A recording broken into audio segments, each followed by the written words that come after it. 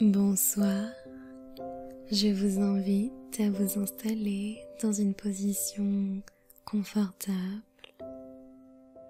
Je vais vous accompagner dans cette séance de relaxation vers un état de détente léger.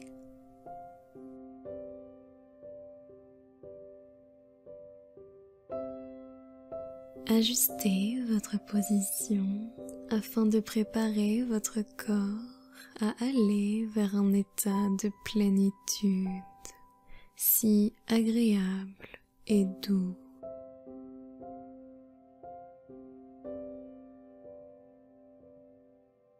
Si vous le souhaitez, étirez-vous et prenez une belle inspiration.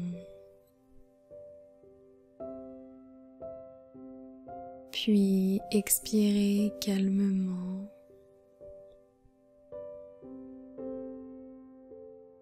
Prenez une autre grande inspiration.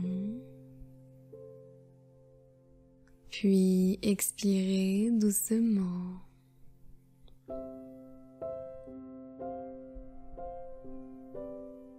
Maintenant, prenez le soin de fermer vos yeux.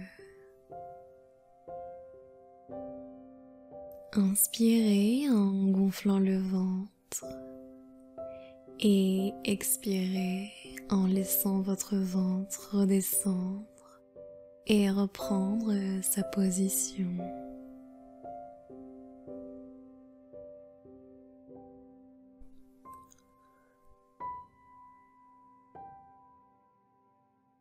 Cette respiration sera votre respiration durant toute la séance.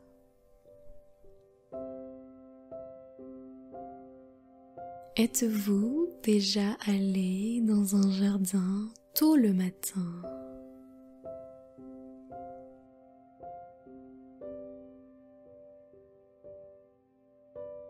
Les fleurs sont tournées vers le soleil, attendant son avènement.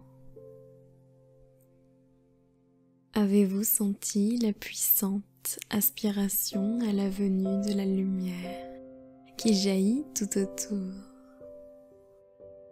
Avez-vous observé un bouton de fleurs totalement fermé et puis comment, lentement, miraculeusement, les pétales s'ouvrent une à une?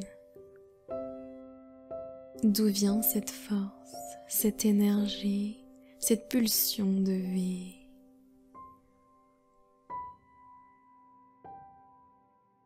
Avez-vous déjà vu la terre après qu'elle ait reçu quelques gouttes de pluie? Lorsque toutes les petites mains de toutes les couleurs sortent de la terre, dans un geste de remerciement. On peut alors ressentir la vibration de gratitude et admirer avec joie la réponse si belle de la nature.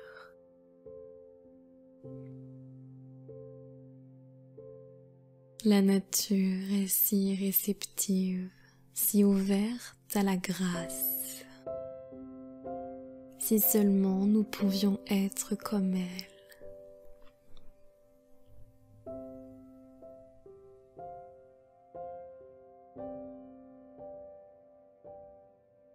Alors nous nous demandons, mais qu'est-ce qui donne aux fleurs, souvent aussi aux enfants, leur beauté, leur douceur, ce sentiment d'abandon joyeux?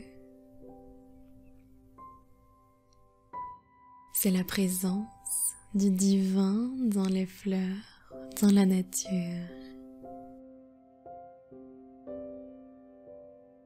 Ce que nous appelons la présence psychique et l'amour.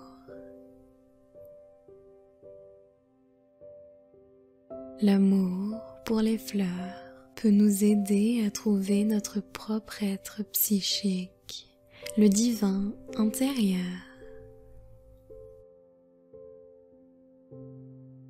ce mouvement complètement dépourvu d'égoïsme.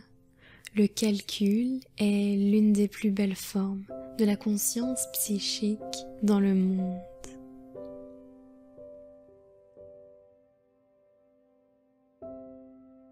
Lorsque, par exemple, une rose s'ouvre, elle le fait spontanément pour la seule joie d'être belle et répandre un doux parfum, pour exprimer sa joie de vivre.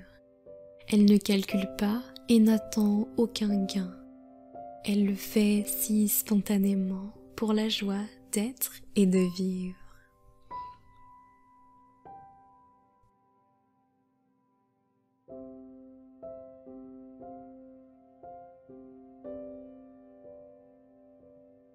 Prenez un être humain, à part quelques rares exceptions, dès le moment où son esprit devient actif, il essayera d'obtenir quelques avantages de sa beauté, de son intelligence.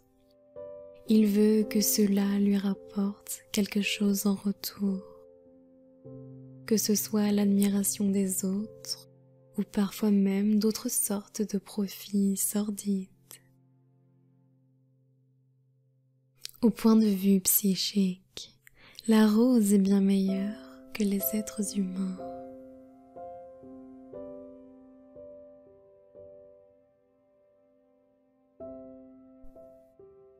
Cette sorte de désir, de vouloir obtenir quelque chose en retour de ce que l'on a ou de ce que l'on fait, est la chose la plus laide au monde.